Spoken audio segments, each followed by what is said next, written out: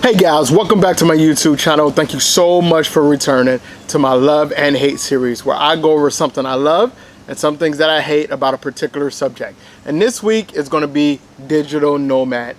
I'm a digital nomad. A lot of you guys have seen me on other forms of social media as well as follow my channel. So you guys know that this is what I do for a living. But some of the common misconceptions are that it's amazingly easy. It's simple. It's the greatest job in the world. Something that a lot of people don't talk about are the trials and tribulations that we deal with as digital nomads. So this week, what I'm going to do is I'm going to give you all the things that I hate about being a digital nomad. So the first thing that I hate about being a digital nomad is the fact that governments really don't understand us or what we do yet. This really comes into play when you're dealing with taxes, when you're dealing with visas, work permits, stuff like that. A lot of times we go into countries on one-way tickets, and immigration people, they kind of figure out like, oh, okay, so what are you doing here? When are you leaving? What are you going to do? And I think they do that for everybody. But a lot of times for digital nomads, the answer to that question is a little more difficult. What do you do for a living? Well, I create websites, I create digital content, I'm a writer. The last thing we want to say is that we're journalists. I always say I'm a travel journalist before anything, but when it comes to immigration stuff, I never say that. Also, I'm American, of course. Doing taxes is an absolute nightmare for us because a lot of times our sources of income are from foreign entities that don't report to the United States government. So exactly what you have to report and what you don't have to report depends on what country you go to. For example, there's some places, if you work in the Middle East, a certain amount of your income is not taxed. So what if you're in the Middle East for 3 weeks and then you leave? How much of that money did you make on salary for those 3 weeks? It's an absolute nightmare, which is why I hire somebody to do that. So the next thing I hate about being a digital nomad is the fact that there are no sick days. Now, I'm that kind of person. I grind. I'm perfectly okay with no days off. But when you're sick in this job, in this game, there's nobody to pick up the slack for you. So you're not producing content, then you're not making any money. If you have clients, they don't care if you're sick. They just want to make sure that their product, their content is being created.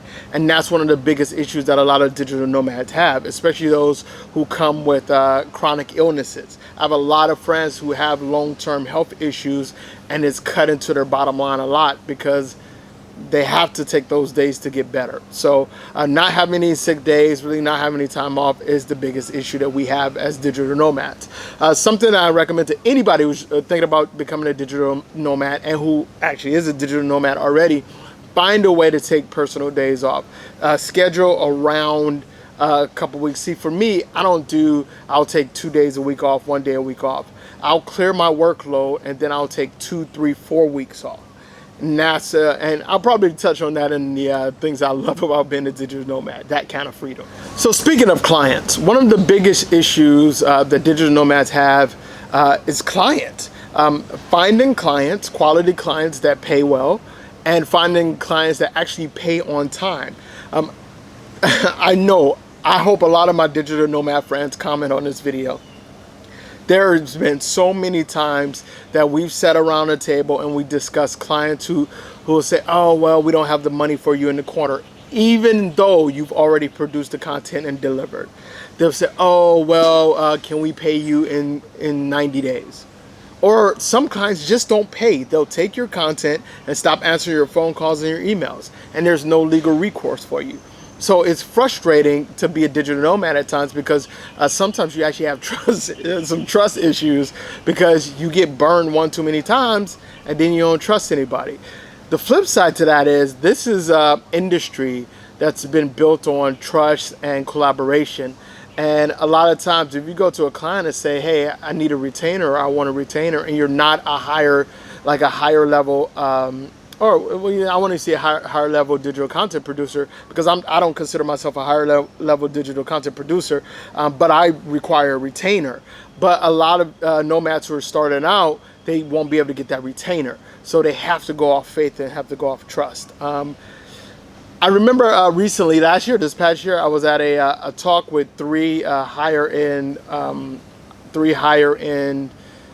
influencers, digital influencers, and all three of them say they don't require a retainer and they aren't doing contracts. That is insane to me. If you do a project, have a contract. Every single person who's a freelancer should have a contract. I don't care if you're a writer, photographer, graphic artist, make sure you develop yourself a generic contract. So the next thing I hate, I really don't hate it. It doesn't really bother me that much, but it's constantly having to explain your job. Clients, for the most part, will understand what you do because a lot of times they come to you and they understand that you produce digital content, or you're a writer, you're a photographer, or graphic designer, whatever. But friends, family, people that you meet traveling, a lot of people don't understand what a digital nomad actually is. And as soon as you say, oh, I'm a digital nomad, everybody thinks blogger.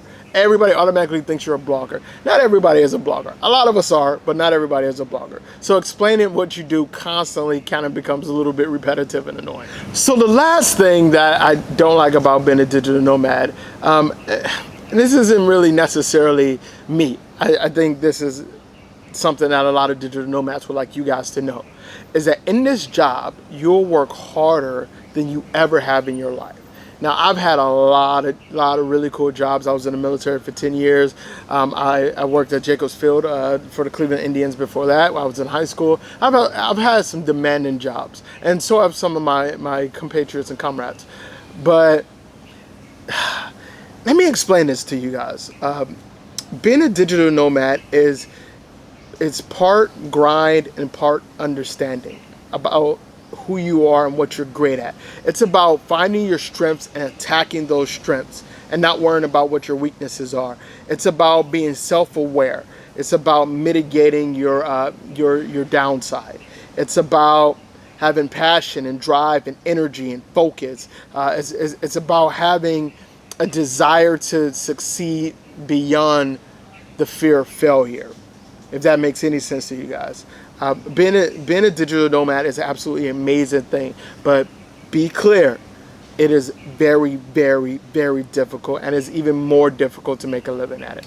So guys, that's my hate video for this week, and a lot of those really weren't hate. You know, being a digital nomad has its trials and tribulations like anything else, but I absolutely love what I do. I'll never complain about it. You'll probably only hear me talk about these things in the context of a video like this. So if you're a digital nomad, tell me, what are some of the things that you hate about being a digital nomad? And if you're not, tell me some of the things that you think you would hate about being a digital nomad. Don't forget to subscribe, share, and comment below. And make sure you leave the world better than you found it. Later.